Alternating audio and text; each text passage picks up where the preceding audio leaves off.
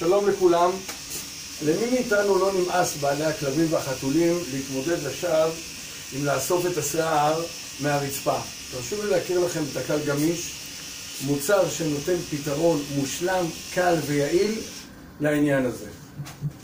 המוצר עצמו לא תופס מקום, קל משקל, פותחים את המוט הטלסקופי, וכל מה שיש לעשות זה להעביר את הצד הכתיפתי של הסחבה על הרצפה בצורה כזאת, פשוט לטייל בכלילות, וכל השיער, אבק, מה שיש ברצפה נדבק אליו כמו מגנט, בלי להתאמץ, בלי כלום. תסתכלו את התוצאה,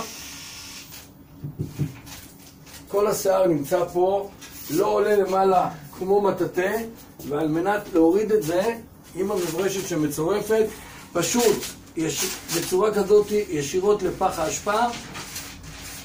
תסתכלו את הרמה של המוצר.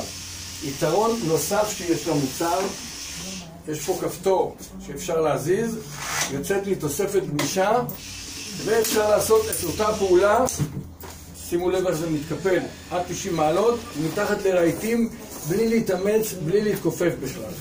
בצורה כזאת, שוב, תראו איך הכל נצמד לפה.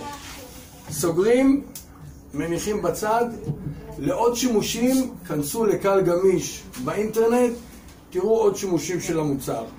תודה.